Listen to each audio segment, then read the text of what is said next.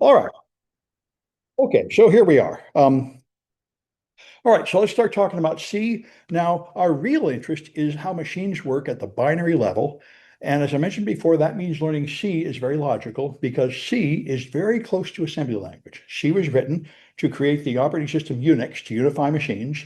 And it's logical to learn C before you learn assembly language. And as you will see, it is very close to assembly language. So um, Textbook is free and online, and you should be reading the book and taking quizzes in the Canvas, my Canvas server. And so to get started, you've got, it's a high-level programming language.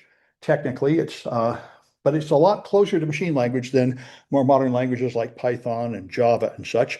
It does not have object-oriented programming. It doesn't really have strings, lists, or dictionaries. It has something they call a string, but it is really just a byte array, which is not the same thing at all. And it runs very efficiently. It's very fast and very small because you're almost writing everything in raw assembler. So to get started, here's comparing C to Python. And in Python, you can just define a main function and call it with main, although you don't have to. But in C, you have to. You have to have an integer main function. That's how it knows where the program starts. You must have a function named main, and it's supposed to have an integer type. I'm not sure it's absolutely essential for it to have an integer type, but it is what you're supposed to do. And the idea is every function should return zero if it works, and an error bigger than zero if it doesn't work. That's typically what you do.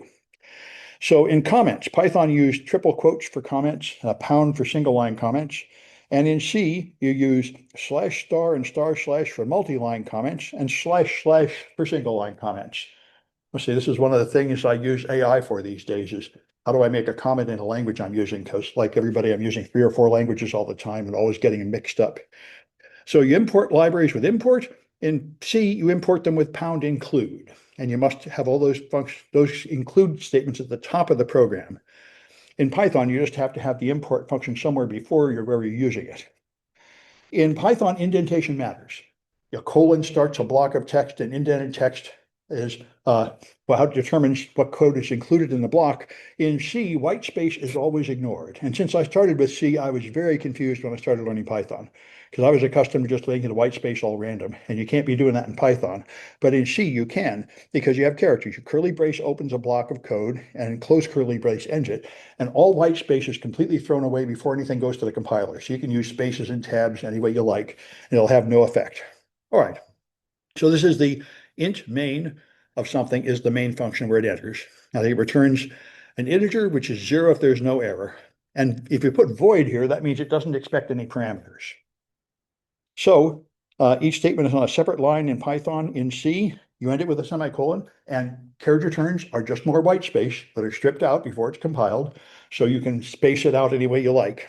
In Python, print outputs a formatted string.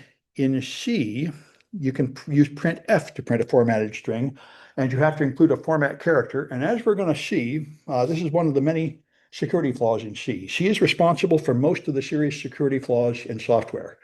There are about 10 mistakes you can easily make in C that allow hackers to take over your machine. And one of them is the print statement. If you forget to include a format string, this often is a wide open door you can take over the machine with, which is not obvious at all, but it'll have projects in it later where you see it. So you have to have a main returning int, and it has an explicit return statement. By convention, it should return zero. I don't think you have to have the explicit return statement. If you don't have it there, it won't complain, but is technically not correct. And good, I don't see anything new there. All right, so Python is an interpreted language, although you can compile it, that's not normally done. So it runs very slowly. It runs each comment through an interpretation process to turn it down to machine mode, each line one by one, because you usually write Python because you're not really worried about speed. What you want are all the features of all those fancy Python libraries that can do everything for you. So you have to compile C code. You do it with the GCC compiler typically. There are others, but GCC is the one we're going to use here, the standard Linux one. So you have your code, you compile it, it turns it into raw binary, which is the only thing your machine can process, raw binary code. And by default, it calls it a.out. So normally when you compile it, you specify an output file name that's more descriptive than that. And so GCC hello will create something called a.out you can run, but I would always put a -o hello in here. So the output is called hello. Otherwise, you have only one executable file in your directory, and that's kind of silly. And a production machine, a server that is being used by customers, typically does not have a compiler on it. You remove anything that's not important on it because you just want to run an application. And so if you want to, a default Linux install typically does not have a compiler at all. And so if you want to be a developer, you have to add that. And so here you have to install Build Essential. That will give you a compiler and a debugger. So let me get a Linux machine up. You'll have to make one. Have to have a Linux environment to work in. And I've got one already set up here. This one I'll probably do. I got a bunch of them actually for different purposes, but doesn't really matter. One thing important to know is that I think I showed you this last time. This is the console. This is intended to be a terminal in the server room, and so it is very rudimentary. This one is, I think, Debian. It is. And so I never work in this environment because you don't have copy and paste. You don't have the ability to open something like a browser. There's no scroll. You can't change the font size. It's very annoying. So I use SSH. You open a terminal or a PowerShell window if you're using Windows, and then you SSH the username at the IP address, which is 192.168.121.190. All right, and by the way, I have the insecure password Debian on here, and that's okay because it's in a private network connected only to my machine. That's why it's on that 192.168 network. It's behind a router, so nobody can get there without first compromising my Mac. So that's pretty secure. All right, so now I'm in. Now I can work in this window, and this is what you have to do for cloud servers like Amazon servers or Linux servers on Azure. You'll always be controlling them from a command line like this, and I highly recommend that because getting used to this is very important, learning how to live without graphics. All right, so now that I'm in here, let's see. Let's make a dir of comma C142 and go in there. All right, and nano hello.c. All right, and then put in this stuff, which is include math.h. And let me get rid of the colors. They're pretty awful. It's nano minus y none, I think, to get rid of colors. There. All right. Now include standard IO.h. That's a header file that defines the main functions here. Then I have int main of void. And open curly brace to define this block of statements. Now printf hello and /n, that's a carriage return, \n, like that. Okay, and a semicolon at the end of each line, and then print f square root 2 %f \n squirt of 2 semicolon return 0 and close. All right, if I haven't made any mistakes, that should compile. So save your source code. I use the Nano text editor, which is the easiest command line text editor. Cool people use VI, which is more efficient but more difficult to use, and I ain't cool, never been. So I used a simple thing that's easy to use. -o hello and input hello.c. It compiles. I don't have GCC, right? So I have to do sudo apt update. Haven't already done this on this machine. Whoops, got to spell it right. Now, the reason you have to update first, you're not updating the operating system, you're updating the list of software. Debian-based Linux machines are connected to an online list of precompiled software you can just put on easily. Just like Windows has this, if you go to add or remove Windows components, there's a bunch of precompiled stuff you can add. So it's very nice. So I can do sudo apt, and sudo makes me the administrator for one command. Sudo apt install build essential. There we go. Now, it typically asks you if you want to do it, you can press enter for the capital choice, which is Y. Now it downloads and installs software. And you can see the ARM64 there. I'm on an ARM64 processor because this is a Mac M1, and my Linux is running on that processor. So my Linux is compiled for ARM64. One of the advantages for Debian is they do make Debian variants for almost any hardware very quickly. Other distributions are slow about that. Debian's always at the front. So you can run Debian on little devices, doorbells, Raspberry Pis, all sorts of things. It's a very popular distribution, and I find it the easiest to use. Used to be a lot of Americans using Red Hat. I don't see that often anymore. Europeans use SUSE, which is pretty painful.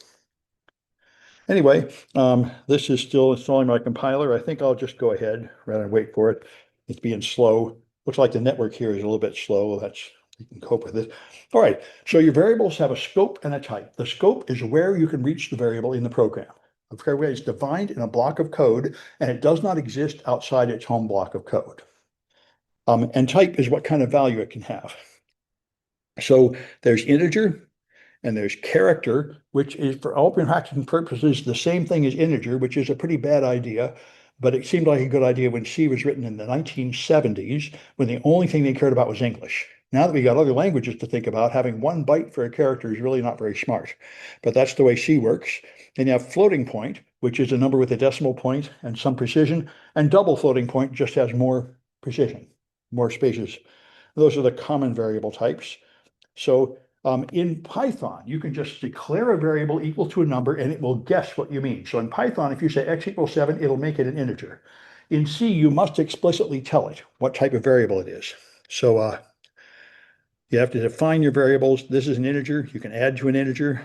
There's a letter, but you can add to a letter, which makes no sense at all. And like I say, that's because C doesn't really understand strings or characters. It just treats them as integers with an ASCII value, which is in retrospect a very unwise thing, and we are going to exploit that to take over machines. Here's how you can make a floating point, a percentage. By putting a 0.0 here, it's going to be a floating point quantity. And this is going to truncate because you're putting it in an integer variable. So 11 over 2 is going to turn into 5. It just throws away the part after the decimal. And this is modulus.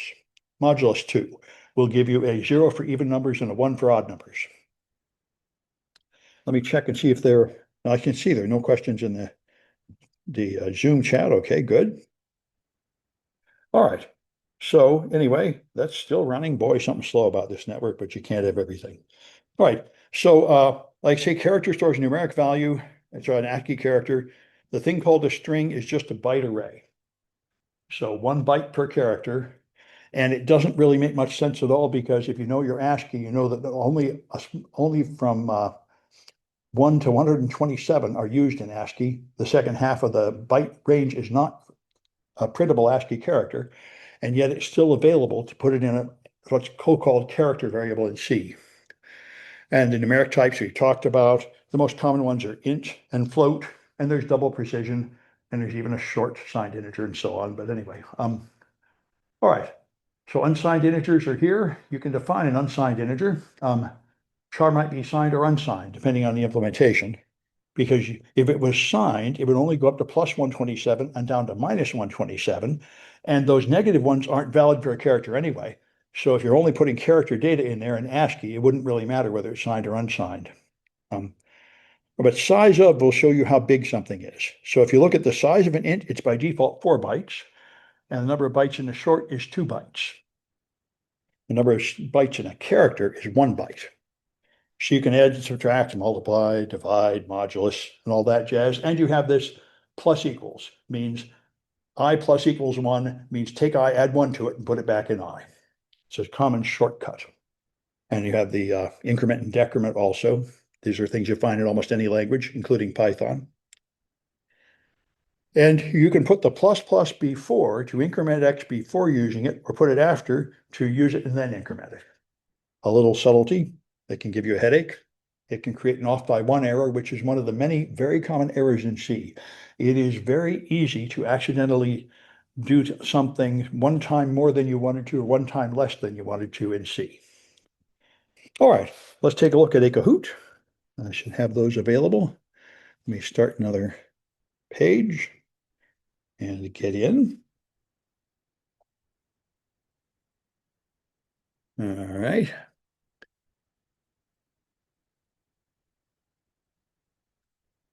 All right, now it's going to advertise some junk.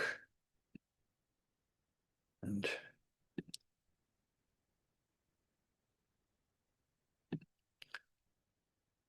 all right.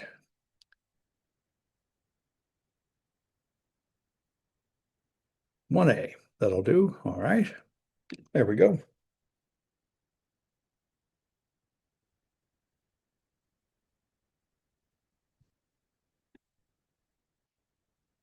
All right.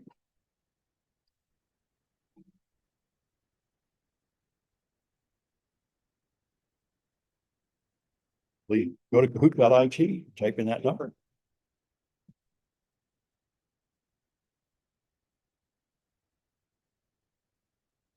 They used to record it ready to go.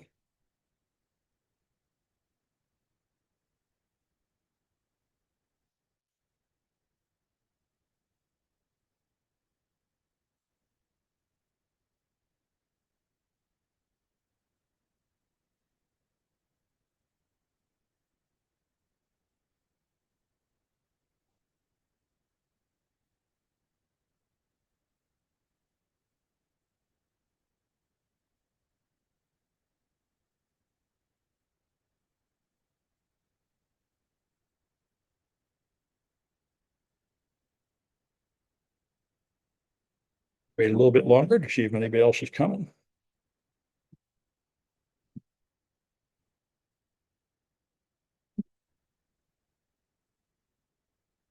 All right.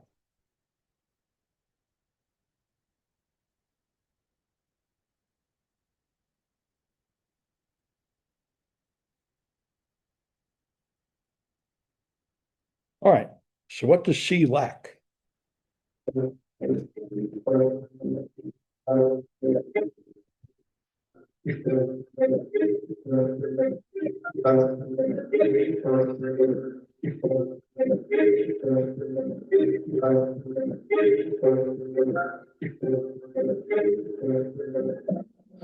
Doesn't have object-oriented code. C++ does, but the original C we're using came from 1979 before that existed. All right. See if I can get this out of the way. All right. All right. How do you denote a block of code?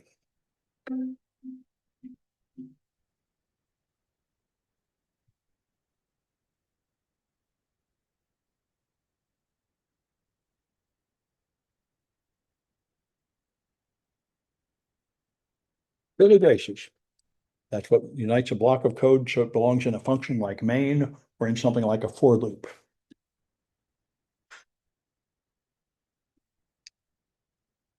All right, how do you indicate the end of a statement?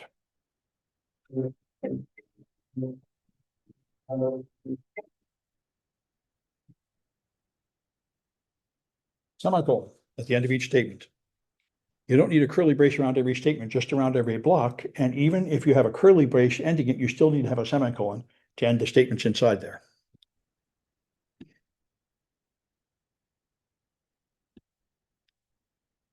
All right, how large is an int?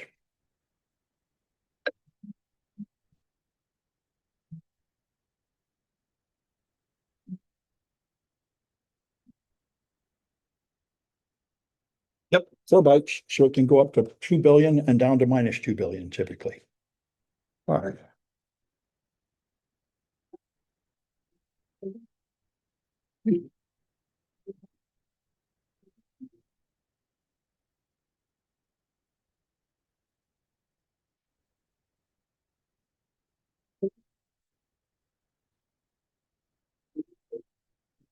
Oh, good.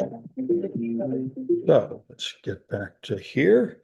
Okay, so then there's input output. So you have to include standard io.h or you won't be able to use these functions. So you should almost always include that. And so printf in Python, there is a formatted print statement available. You use percent in here. In C, it's quite similar. You use printf, and the first string is the format string, and then you have a comma, and the next part is the data to print. So here it prints the name VJ, and the %s is the placeholder, showing a string should go there. %d means a decimal number should go there. %f means a floating number should go there. And there are a few others, but those are the most common ones. So there they are. %g is one way to make a float. I don't know why %g is different than %f. I've always used %f. Amount to about the same thing. And %c for a character or %s for a string. So you can make a character of A, and then you can print it as a character, and you can also print it as a number. And therefore you'll see 65, which is A, and this is what I'm saying. I got used to this. This is also true with Python 2, to where I thought all strings were this way, and I had great trouble learning Python 3 and modern languages like Java, where you don't do it this way at all. And it took me a while to finally understand that this is wrong and stupid, and we never should have done this. A character is a completely different thing than an integer. Now it's Unicode, UTF-8, and character can be up to 4 bytes long, 1 to 4 bytes. And then you have enough possibilities to actually include all the characters you need to include, like Cyrillic and Arabic and Chinese and Japanese and all that jazz. But anyway, this was in an older time, and the only thing they thought about was American English. And therefore, all they thought is you only needed 127 possible characters. All right, so scanf just reads from the user, from so it'll print, enter a number here, and then it'll scan a decimal number and put it in this variable. And notice the ampersand. This is one thing you won't find in other languages, as far as I know, but you find it in C, is pointers. And this is why I say C is very close to assembly language. Unlike most languages, you often think about where your variable is being stored and how many bytes big it is, which is normally something only an assembly language programmer would worry about.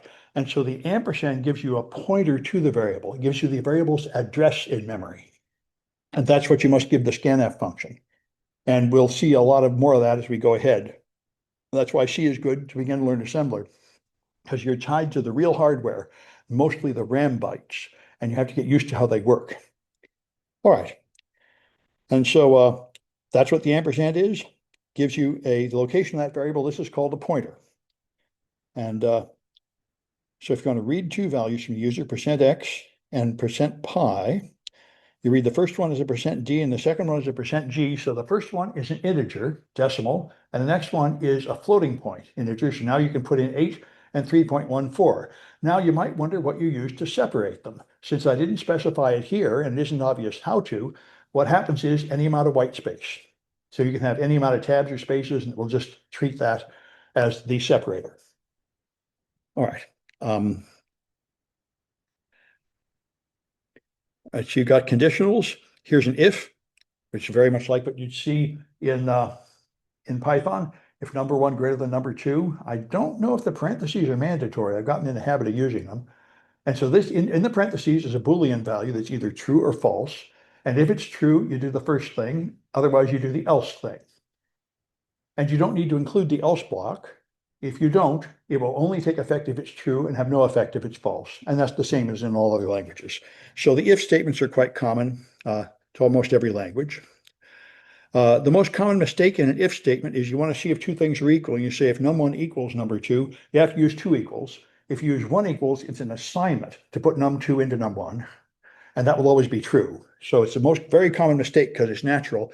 But for comparison, you need double equals, not a single equals. And that's true of many other languages too. C doesn't actually have Boolean types though.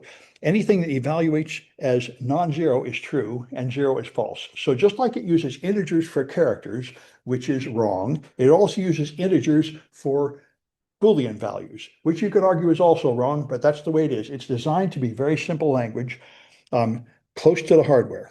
And when we get to assembler, you'll see you don't have any variable types at all, and you just have to understand what you're doing byte by byte. All right, so that's equality and inequality, and there's comparison operators, just like you'd find them in any other language. And you got relational operators here. Yeah, it's just if x, y less than 0, do this. If y greater not equal to 0, print this. Here. Now, this is not going to take effect unless y is greater than or equal to 0, because only one of these conditions can pass. If, else, else, if. Notice the else if is not combined into elif the way it is in Python. It's just separate else if. And so now you have this. Now, there's a case statement, which is a more clean way to do this, where you have multiple cases. but it's a little bit complicated, and ifs will do for simple kind of logic. And that's all we're going to do here because we're going to be writing this stuff in assembly pretty soon. And in assembly, an if is complicated enough, and you don't really need to implement a case in assembly. All right, so you can negate something with, this means not equals, not less than, that sort of thing, logical and logical or. So this is a compound statement. If x is greater than 10 and y is greater than or equal to x. So you have that both those conditions must be true. Here's an or statement. If minus x equals 10 or y is greater than x, if either one of those conditions is true, it'll do this. So that's how you do it. All right. And it's pretty much like all the other languages. You have while loops, have some condition. While that condition is true, it will repeat this block of code over and over. So it is your obligation to do something in that block of code that will change that while statement so it eventually stops being true. Otherwise, you have an endless loop that will just run forever. All right. And you have for loops. My favorite, I got used to this in long dead language called BASIC, where it was very easy. I used to do everything with for loops. In C, it looks a little screwy. You have for, a starting condition, then a conditional statement to know when to stop, and then a change condition. These things can be different, but usually it starts out by setting an integer to 0, and the change is to add 1 to the integer. And now it'll go until you get up to number. So if you want to do something 10 times, you put a 10 in for number, and it will run from 0 to 9. And then it will, when I equals 10, this condition will be false. And it's always confusing whether you want less than or greater than here, whether you want 9 or 10 here. And that's why I say it is very common to have an off by 1 error, where you mean to do something a certain number of times, but you accidentally do it an extra time or you miss the number of times. That's one of the top 10 security problems caused by C. This confuses developers. Back in 1974, when I started coding, there was a basic language and the command was for I equals 1 to 10. That was so simple. You never were confused about how many times it would go. Unfortunately, C chose a different structure here, which is confusing and hard to read. And functions, of course. You have to be able to make modular code where you make little functions, otherwise you'll go mad. I used to write spaghetti code in Fortran, where just pages and pages of go-tos everywhere, and it was really hard to debug and maintain. It's much better to have small functions that do one thing that you debug and tie them together. That's the structured code. So here's a function of max that will tell me what's the maximum of x and y. So it designs an integer to be bigger. Here's two integers coming in. So bigger is x. If y is greater than x, bigger is y, and return bigger. A very simple statement, but if you feed it two integers, it will return to you the bigger of the two integers. That's the kind of thing. You write a little function to do a little job and test it until it works, and then you make your code out of little pieces. This is the efficient way to code, so you don't ever have to debug pages of junk with mistakes somewhere and you don't know where the mistakes are. Now the stack, we're going to mess with a lot. Like I say, unlike other programming classes, we're going to understand exactly how this stuff goes in memory and how it's manipulated because we're going to hack it. So this is what happens. When you enter here, you have the main program is going to call A and B. It's going to get A and B from the user and then call max. So the main program has a stack frame, a region of stack memory, set aside for its purpose, and there it has A and B stored on it. Then it's going to call max here. When it does, it copies A and B onto the stack and then enters the max routine, which then looks on the stack to find them. Whatever it finds here, it figures that X. Whatever it finds here, it figures that's Y, which is, by the way, a serious problem and going to be exploited later. If the calling program did not put exactly the right stuff up there, the receiving program does not know that. It has no way to know. It just assumes when you enter here, the developer must have put my parameters up here. If the developer did not put the parameters up there, it will just work with whatever memory happens to be there. And this creates memory leaks and it creates information disclosure vulnerabilities. Anyway, in this case, the programmer did it correctly. So X and Y are there. Then it's going to define another local variable called bigger. And while this bigger function runs, it uses this stack frame for its local storage. And when it returns, it passes that one value back here, and this stack frame is released and available for reuse, but it is not erased. The old data sits in there, data retention, and that's why I say if you make a mistake and call a function without setting up the parameters, it will print data that's left over from some previous function there, and that can often disclose a secret. There was a serious security problem called Heartbleed about 8 years ago, where Linux servers could be tricked into dumping 64 kilobytes of uninitialized memory. And people found that if you look in that memory, you'll find other people's passwords, you'll find the master key for the HTTPS server, and all sorts of goodies in there if you just keep harvesting uninitialized memory. Anyway, this is part of how you create that problem. All right, and so then there's arrays, of course. You can define an array. It's an integer, enough room for 10 integers. And so now you can set them. And notice I mentioned before the structure of this loop. For I equals 0, I less than 10, I plus plus, assign the array a value. It's not incredibly easy to be sure that this is only going to make 10 and not 11. And if this was less than or equal, then it would be 11. So it's pretty easy to write off the end of an array or read off the end of an array. And that's how you get in a world of trouble. You can read data that was not reserved for this purpose and contains data used for a different purpose. And you can write on data that's intended for a different purpose. And that's mostly how you take over machines. You read or write past the end of an array. All right, let me check the chat, see if anything's coming in the way of questions. Nothing? Okay, good. All right, and so here's arrays and functions. I'm going to have a thing that's going to calculate, brings in an array and a size. And then if it's greater than 3, it's going to set the third value to 8. And then set the size equal to 2. And then end without returning anything. So it's going to do some calculations, but it's not going to pass anything back to the calling function. So this is a kind of useless function. But anyway, so it shows the point of these local variables. So I define an array down here. I define it to be 5 big. I fill it with numbers 0 through 4. And then I print them. So you'll see it here, 0, 1, 2, 3, 4. Then I call test, and then I print it again. And what I expected was to have changed it here. And in this case, it's going to work because what I passed, I called test of array n. So I passed it the name of the array, which is a pointer to the start of the array, and the number. So when I go in here, it is actually still writing to the same memory location that the array came from because I just passed it a pointer. I did not copy all the values and put them on the stack and have it work with its own local copy of the stack. Instead, I passed it the actual value. So when it sets A3 equal 8, that's going to change it to 8 here. But when I change the size to 2, that's not going to come here because I passed the size argument by value, not by pointer. So that means it made a copy of this value on the stack and used it locally. And since I didn't return it, it never came back. So that's a subtlety there. This may be confusing at first, but it's worth getting used to this and understanding it. And that's why I say the hardest thing about C is the pointers and understanding how they work.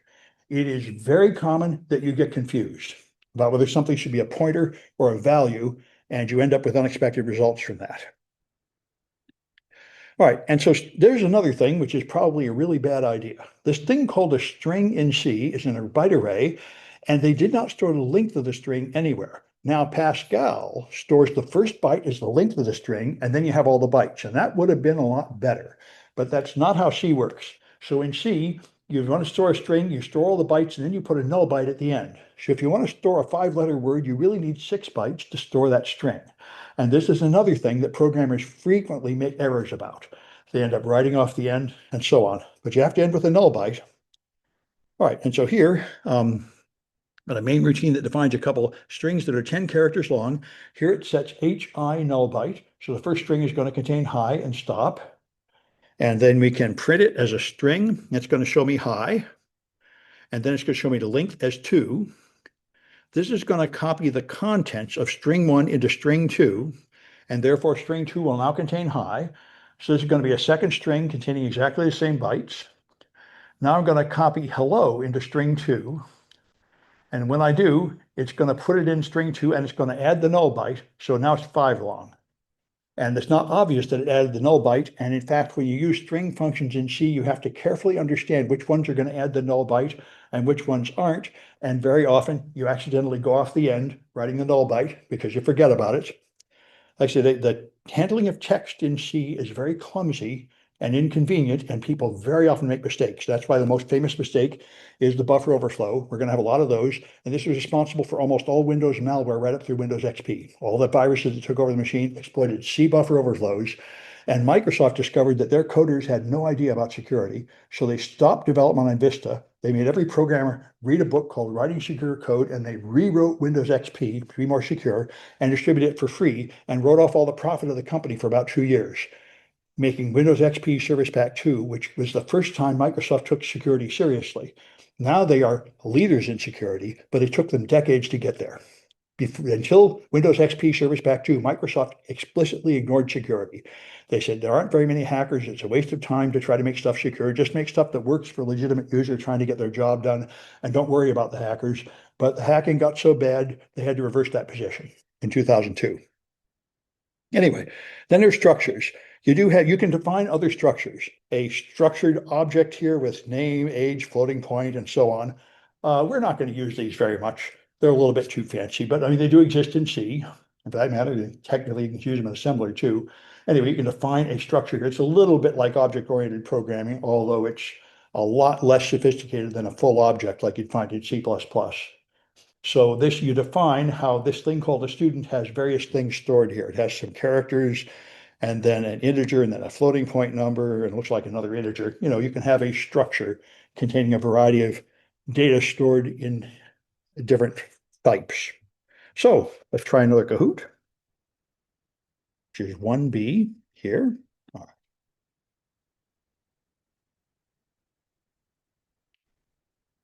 And I'm going to check to see if there's a comment in the chat here. Nope, nothing new. Okay, good.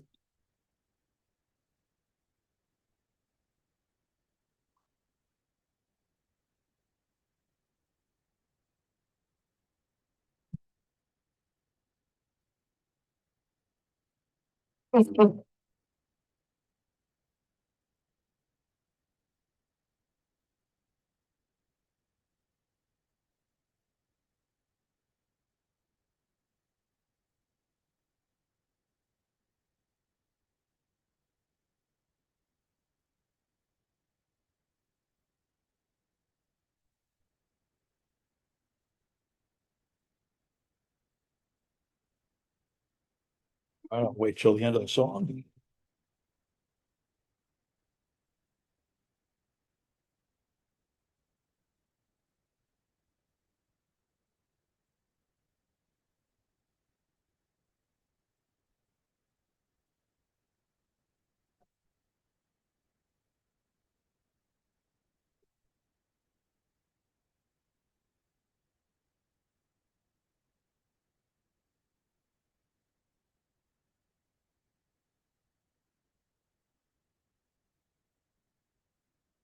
All right. So what statement makes library code available?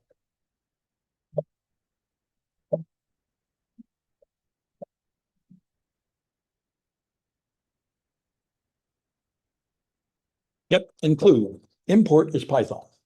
In C, it's include with a pound sign for some reason. All right, what placeholder indicates a normal counting number like 1, 2, or 3?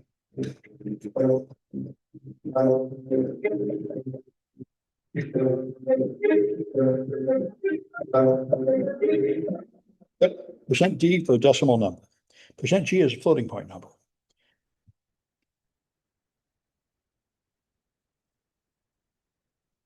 All right, what command reads the value of the integer x from the keyboard?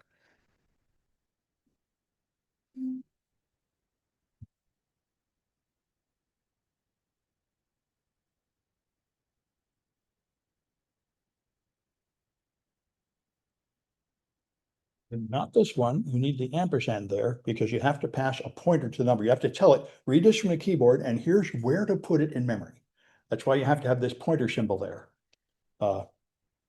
One of the screwy things about C, I always found that confusing and hard to remember. I must have been programming in C for like 40 years, but that's always a little screwy. What's even worse is when you have an array, the name of the array is a pointer and you don't put that ampersand there. But for individual variables like integers, you do put it in there. So you have to get used to that. And it's one of the many things that's very easy to do wrong in C. And that's why there's so many security problems with code based on C. There are just a lot of traps for the developer where you make a mistake that can lead to big problems. And what's the name of that book? The book was called Writing Secure Code, and I think it was written by Microsoft. I do have a secure coding book that I recommend on my, I'll bring it up after this. I should bring it up. Right. All right. What data type is not present in C?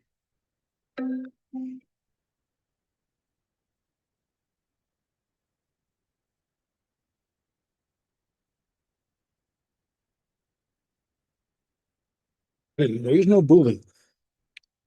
Any zero is false and anything non-zero is true. All right. There's this. All right.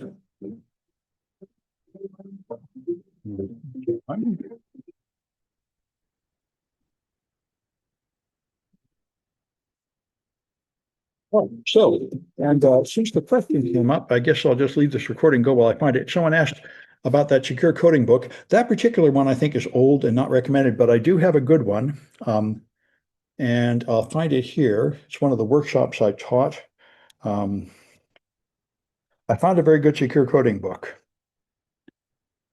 Yeah, here we are. Should be on this page. Nope, not there. All right. Let me go back here. Got to hit the right button. Come on, there we go. Wait, what happened? All right. All right. Hit the wrong button, and now this thing is being slow at me. Brave, I say. Brave browser, okay. It'll take me a few steps to get back where I was. I think the Zoom share makes my machine a little slow. All right, so that is not the page. Let's search here for secure coding. Okay, there we are. I did it at SyncCon, so this should be on this page. There it is, Designing Secure Software by this guy, Loren Kohnfelder. This is a very good book. If you want to learn this stuff, I highly recommend this book, and I do teach this class now and then at various conventions. This is one I taught in Utah. So, but I found a really good book, very nice. So if you want a book on how to write secure software, I would get that one. And I'll put a link in the chat for people who might want that. I'll put it in the Twitch chat and the Zoom chat, because I see somebody's in Twitch. And the Zoom chat is going to be somewhere here. There.